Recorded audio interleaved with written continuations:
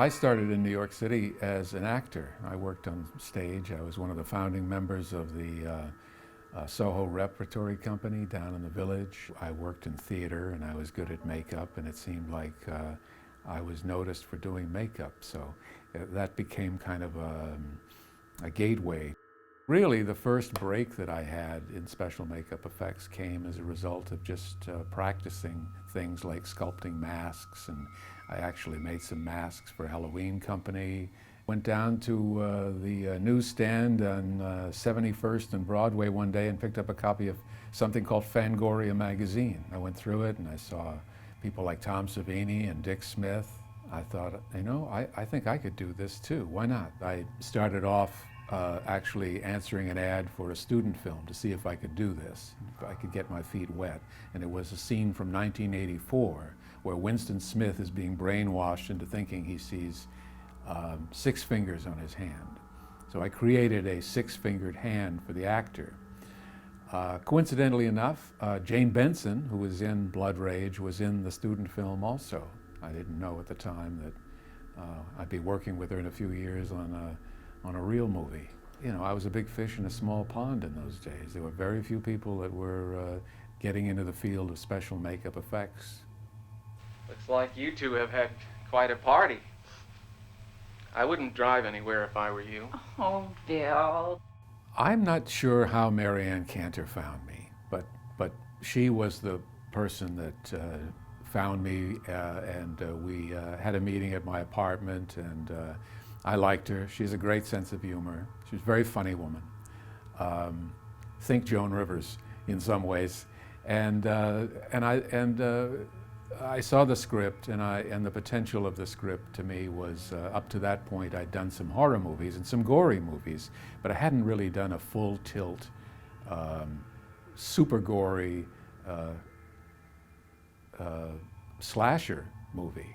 I'd done some movies where I'd contributed the aftermath of some murders and special effects, but I really wanted to get in there and create something that, you know, had a real operatic sensibility, that was way over the top and extreme. Started in New York in my shop prepping it, but we had to go to Jacksonville, Florida at some point and set up a makeup lab down there. The thing that I was thinking at the time was that when I'd done a previous gory movie, we'd used dummies, or we'd done some my feeling was we hadn't used the actors enough. That's what's really horrifying, was these, you just see an axe go into a dummy or something. It's kind of lame.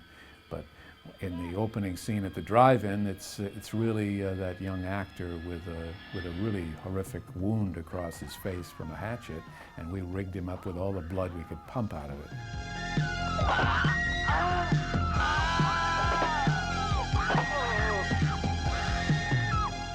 The challenge was to really design these effects. I wish I still had the storyboards. I don't have them anymore, but everything that was in the movie was very carefully laid out and storyboarded. Each murder would be incredibly gory, but then there would be some way to top it with the next one. Well, look what the cat brought in.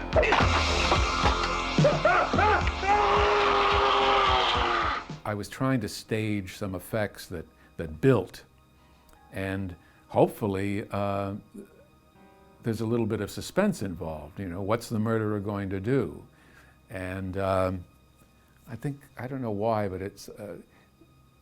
I was sort of tickled by the idea that, I shouldn't say tickled because it sounds kind of sadistic really, but I was entertained by the notion that the murderer would actually dismember him first and then give him the coup de grace.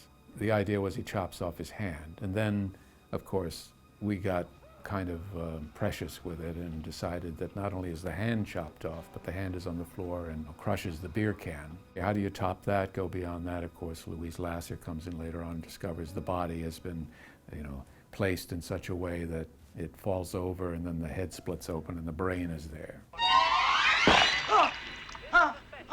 We really didn't want to scrimp on subtlety. Not for children. Of course it's not for children. read it again. I had this notion that I would do a cameo in every movie that I ever worked on, and that was the last time I did it. I saw myself in the dailies and I said, you know, this is screwy, forget it, you know, just do your work. What are you doing up there?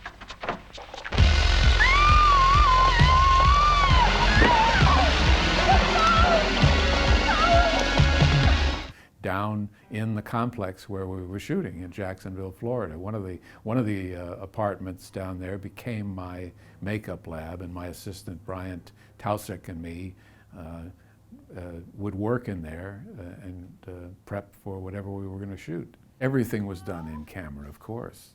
I'm really sorry to disturb you, but That was another idea that I thought was interesting. Well, let's show him actually taking the machete out of her instead of killing her with it. Basically a false torso with her head coming through a chair. There was only one interesting on-camera thing that we did, and it was an old gag from The Exorcist. I wanted to get a shot of of just this quick shot where you see what seems to be the machete cutting the girl's face on camera, and that was an effect right out of The Exorcist, where the writing appears on the girl. They actually had a little false section of her face that you could pull away with a fishing line, so you see this cut appear. They're trying to make the effects a little different, give them a little different spin. When we killed Doug Weiser as Jackie, Mark began the take from an angle where he's plunging the machete toward Doug's gut, and then we cut to a reverse angle where you actually see the end of the machete come out of Jackie's back. This mechanical rig was created by my second assistant, Mike Maddy. Yes, he did. And I thought it was very effective. It's not on screen for very long, but it's kind of disturbing.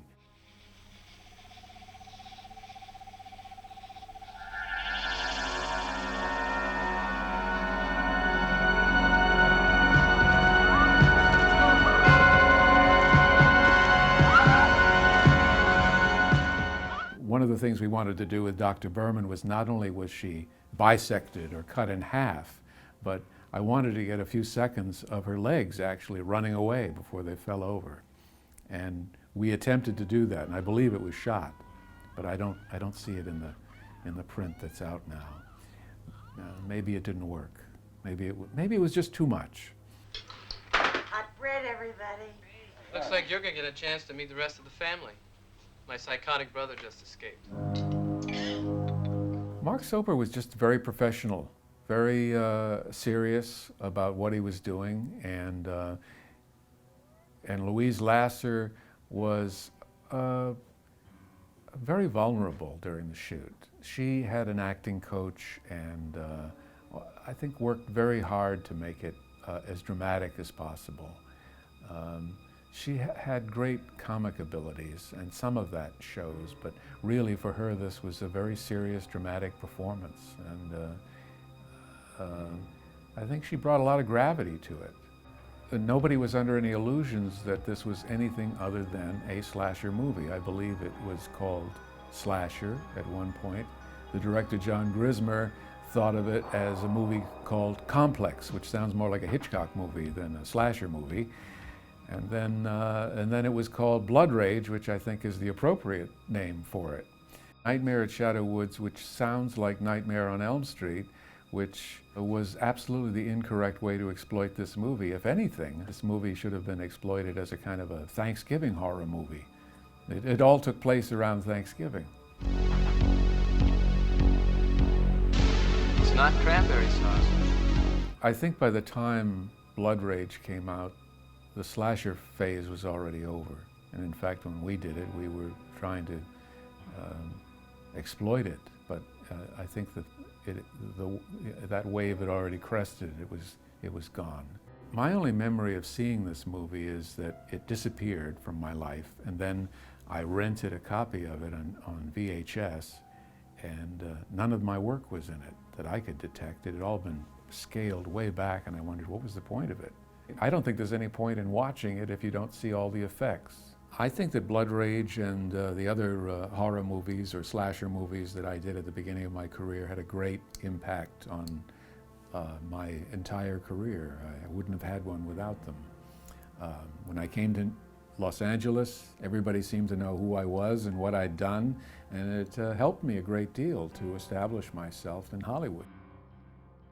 It may sound kind of cruel, but I thought there were better filmmakers, and I thought I should be working with better filmmakers and not just be doing exploitation. Also, I've gotten bored very easily with things I do in life. You know, I'd done the blood and the guts, and now I wanted to go back and work with actors and create characters. And for a while it was science fiction, you know, it was Star Trek. I'm kind of happy with the way it's going now. I'm working on things like House of Cards.